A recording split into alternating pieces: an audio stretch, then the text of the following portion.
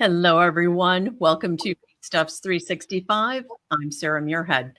Purina Animal Nutrition, an innovative leader in animal nutrition, is driving the success of reproductive health in beef cattle through the launch of a new additive technology designed to optimize reproductive performance in beef producers. For beef producers. Joining us today to talk about this technology is Ted Perry, Director of Beef Technical Services with Purina Animal Nutrition. Welcome, Ted. Thank you for joining us. Hi, Sarah. Glad to be back. For those of you that are tuning in our audience, we thank you for tuning in. If you have any questions, feel free to post those there in the chat area of your screen. If you're joining us through social media, feel free to post your questions directly in your social feed. So, Ted, given the current cattle market, how important is it that cattle producers look to improve reproductive performance during the breeding season? Well, with a cow-calf operation, obviously the most important thing is getting that live calf on the ground. And you know, we work a lot with producers all over the country in trying to get them to make sure get not only all the cows bred, that she has a calf every year, but now one of the things we work really hard with is how do we get more calves bred so that they're dropping a calf sooner in that calving season. If you look at some of the old chaps data, there's a lot of value to be added as these cows that don't miss a heat cycle. So the more we have that are more cows that we have that put a calf on the ground the first 45 days of calving season, the better off we are from a financial standpoint, because it's, you know, the calves are just older and bigger at weaning time. So now Purina Animal Nutrition has a new nutritional additive technology aimed at unlocking the reproductive potential in beef cattle. Talk to us about that. Yeah, this is something that's new for us. I think most of the viewers know Purina. We've been a feed company. We're one of the largest feed companies in the country, and we've been doing research for a long time. But this is different from a standpoint of getting cows bred. And so what we have is we put together a supplement that's a blend of different ingredients.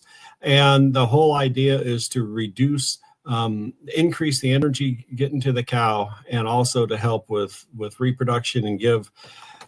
The way I look at it is, if we're giving the cows all the tools she needs to get her into the best situation she can. There's several different items that we've added with this blend. And one thing to keep in mind that with these blends, not only do the blends have to help, but they have to be complementary to each other so they can't cancel each other out. So that's the real trick of this research, is finding which items work together synergistically to get the best performance. But what we found is we've got, several items in this supplement.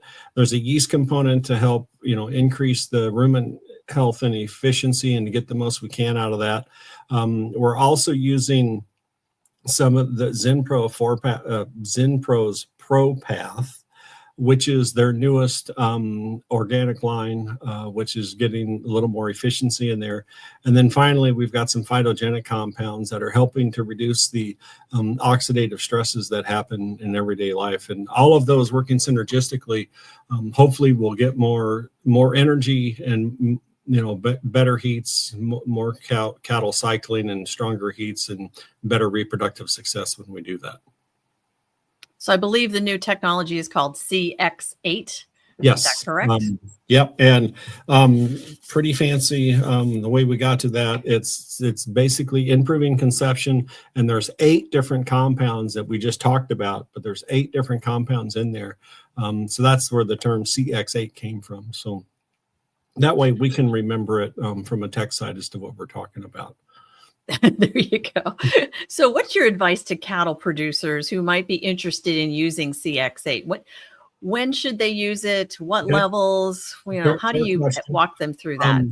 One thing that we always want to talk about is making sure that let's set the cows up for success even before we bring in the CX8. Let's make sure that we've got a good mineral status with those cows, and make sure that they've got a body condition score, body condition score of 5.5 or 6 going into the breeding season. That's important, because if we have if the cow's ready to if she's set up for success, then adding the CXA components will just help with that success.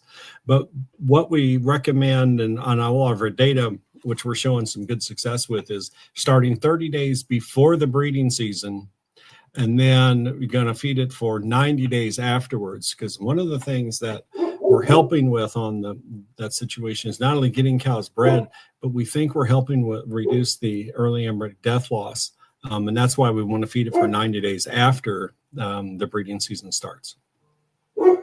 Those are significant numbers, but yeah, always good to start with a good base, and then build from there.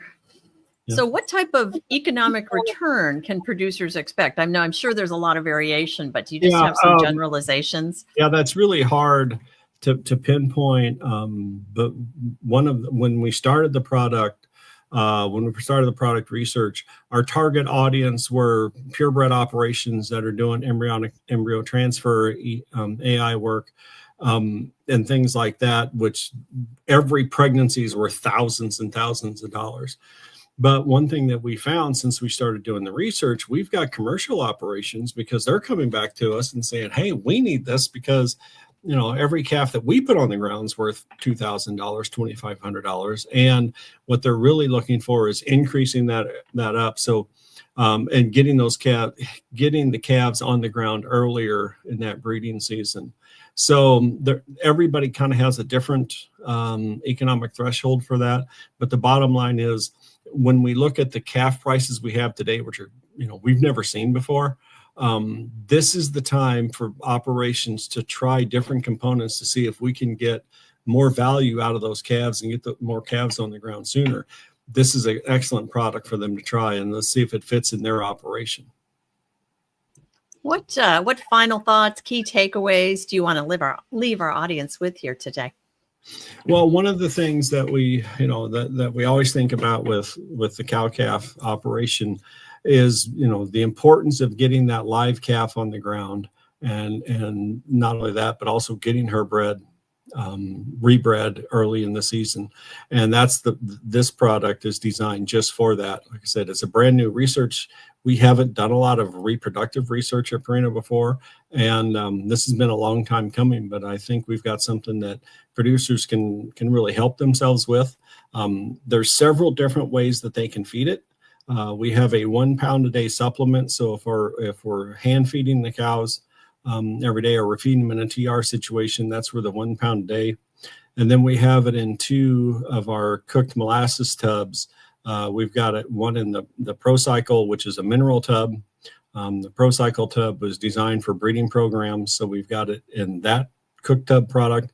And then we also have it in a protein tub, our Rangeland 2412 high fat, that has CX8 in it too. So there's 3 different products that can fit a wide variety of production situations.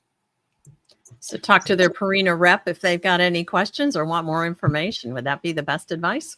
Yep. Your Purina rep is always a good source. Or if you're not currently doing much with Purina, then purinamills.com, you can always get to that information there too. Very good. Ted Perry, Director of Beef Technical Services with Purina Animal Nutrition. Thank you for joining us here today, Ted. Thanks for having us. Likewise, we appreciate all of you tuning in. We appreciate your time that you've given us here today. Until next time, for Feedstuffs, I'm Sarah Muirhead.